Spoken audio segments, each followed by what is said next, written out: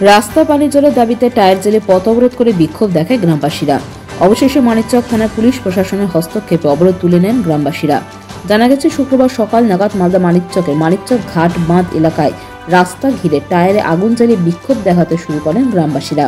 গ্রামবাসীদের দাবি, সীমান্টলা বাঁধ এলাকায় প্রায় কয়েক হাজার মানুষ বসবাস করে, কিন্তু এখানে কোনো পানীয় জলের ব্যবস্থা নেই। পাশাপাশি প্রায় 1 কিলোমিটার রাস্তা বেহাল অবস্থায় রয়েছে, ফলে গ্রামে প্রবেশ করতে পারে না জরুরি ভিত্তিতে অ্যাম্বুলেন্স এবং ছোট বড় যে কোনো গাড়ি। ফলে বিপাকে পড়তে হয় গ্রামবাসীদের। প্রতিদিন এই রাস্তায় ঘটে চলেছে দুর্ঘটনা। বিভিন্ন প্রশাসনিক দপ্তরে দ্বারস্থ হয়েও কোনো সুরাহা মেলেনি বলে অভিযোগ গ্রামবাসীদের। আজ ক্ষিপ্ত হয়ে পথ অবরোধ করে বিক্ষোভ দেখাতে শুরু করেন গ্রামবাসীরা।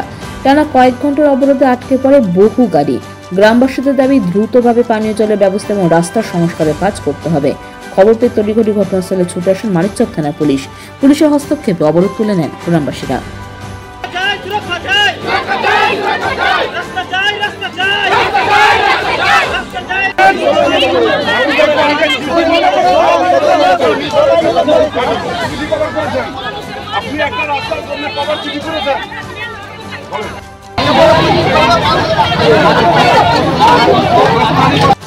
মানিকচক যে বাদ বলে রাস্তাটা আছে, সেখানে আমরা পথ অবরোধ করেছি সবাই মিলে। দেখতেই পাচ্ছেন এখানে এতগুলো ভিড় রয়েছে। আমরা সবাই মিলে এখানে পথ অবরোধ করেছি। আমাদের যেটা দাবি আছে সেটা আমাদেরকে দিতেই হবে। আমাদের দাবি রয়েছে, এখানে আমরা এই মানিকচক থানার অন্তর্গত মানিকচক বাঁধ সীমান্তলা বাঁধের অন্তর্গত আমরা সবাই মিলে যে বাসিন্দাগুলো রয়েছি, এখানে কোনো রকমের সরকারি সুযোগ সুবিধা নেই। না আছে পিএইচি জলের কোনো ব্যবস্থা, না আছে কোনো রাস্তার ব্যবস্থা। প্রত্যেক দিন একটা দুর্ঘটনা এখানে ঘটতে আছে। আজকে এই যে আমাদের এখানকার যে শিশুগুলো মুকুল স্কুলে পড়াশোনা করে, সে মুকুল স্কুলের শিশুগুলো কোনো গাড়ি যোগাযোগ ব্যবস্থা নাই, যেহেতু এখানে কোনো গাড়ি ঢুকতে পারছে না। প্রত্যেকটা শিশুকে পায়ে হেঁটে স্কুল যেতে হয়। প্রত্যেকটা দিন কোনো না কোনো দুর্ঘটনা ঘটে। এবং আজকে আমার নিজস্ব একটা ভ্যান এবং একটা টোটো দুটো কলাইডেড হয়ে যেভাবে রাস্তা খারাপ ছিল পাল্টি খেয়ে গেছে। কিছু স্থানীয় বাসিন্দাদেরকে নিয়ে আমরা জায়গাটাকে মেরামত করার, গাড়িগুলোকে মেরামত করার ব্যবস্থা করেছি। এবং দেখতে পাচ্ছেন এখানে আমরা সবাই মিলে পথ অবরোধ করেছি। সমস্যাটা দীর্ঘ প্রায় 7-8 বছর থেকে সমস্যা জানানো গেছে, অ্যাপ্লিকেশন দেওয়া গেছে। আমাদের মেম্বার এখানে পাশে রয়েছে, অ্যাপ্লিকেশন জমা দেওয়া গেছে। কোনো রকমের কোনো সুযোগ সুবিধা হচ্ছে না। কেবলমাত্র ভোট হচ্ছে তখন 1 টলি বা 2 টলি কেবলমাত্র অল্প সংখ্যক মাটি ফেলে আমাদেরকে বোঝানো হচ্ছে যে কাজ হবে, কিন্তু আজ পর্যন্ত কোনো কাজই হচ্ছে না। আমরা চাইছি যে এখানে আমরা তো এই দেশের বাসিন্দা, আমাদের যে গভর্নমেন্টের আন্ডারে আমরা লোক আছে, আমাদের সরকারি যেভাবে জনসাধারণকে সুযোগ সুবিধা দেওয়া হোক, সেই সুযোগ সুবিধাটা আমরা পেতে চাই। এভাবে রাস্তাতে একটা যে কোনো মানুষকে, সাধারণ মানুষকে যদি বসিয়ে নিয়ে যাওয়া যায়, সে অসুবিধায় পড়ে যাবে। এবং একটা পেশেন্ট যদি থাকে তো হসপিটালে কী করে পৌঁছাবে, যেখানে অ্যাম্বুলেন্স পর্যন্ত ঢুকতে পারে না। খারাপ, আমাদের অসুস্থ রোগীকে নিয়ে যাওয়ার কোনো ব্যবস্থা নেই, রাস্তার জন্য ব্যবস্থা পাচ্ছি না, জলের অসুবিধা। আমাদের অসুস্থ রোগীকে হাতে হেঁটে কিংবা হাতে করে উঠিয়ে আমাদেরকে বাইকে কিংবা টোটোতে এখানে বাদে নিয়ে আসতে হয়। আমরা কি করে বাস করি? আমরা কি মানুষ নাকি গরু?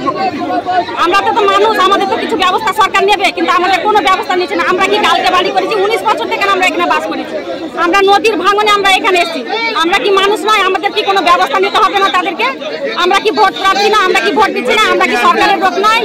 আমাদের এত কষ্ট কেন হবে? আমাদের এই মোটামুটি 12-13 বছর থেকে এরকম। তার আগে বাঁধটা শুধু ছিল, কোনো রাস্তা ছিল না, মাটির বাঁধ ছিল। বাঁধ ভাঙতে ভাঙতে এরকম ভেঙে গেছে। 5 মিটার বলতে এখান থেকে আমাদের পুরো সীমান্তলা বাঁধের ওই মাথাটা ভাঙছে, এই স্টেশনটা পুরোটাই খারাপ। সীমান্তলা বাঁধ, কারিয়া সুলতানপুর আর এদিকে না। আমরা এমনি মেম্বার প্রধান এগুলোকে জানিয়েছি, না কোনো কাজ হয়নি। আমরা ভোট দিচ্ছি, বলছে পাস করলে করে দেবো।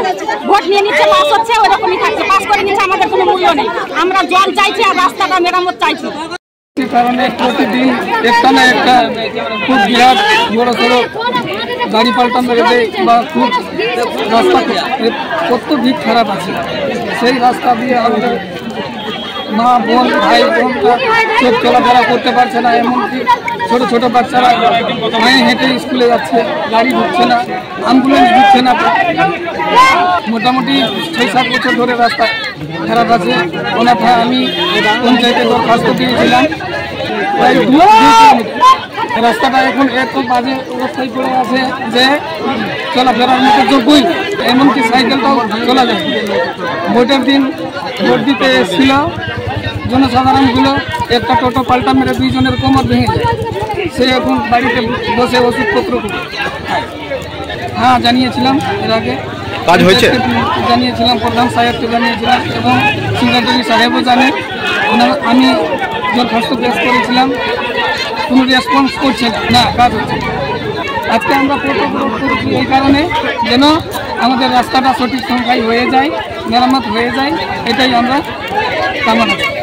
পাথর ছাড়াই প্রতিকার সম্ভব। মালদার প্রাচীনতম ভৃগু বংশ জ্যোতিষী পণ্ডিত এস শাস্ত্রী। দাম্পত্য সমস্যা, বিবাহে বাধা, ব্যবসায় অবনতি, পরীক্ষায় অকৃতকার্যতা, ভাগ্য গণনা, কোষ্ঠী বিচার, ঠিকুচি গোষ্ঠী এবং মৃত্যু ছাড়া সকল সমস্যার সমাধানের জন্য যোগাযোগ করুন জগদম্বা জ্যোতিষ কেন্দ্র, বিবেকানন্দ স্কুলের পাশে, মালদা। মোবাইল 09730278332 অথবা 09332056956।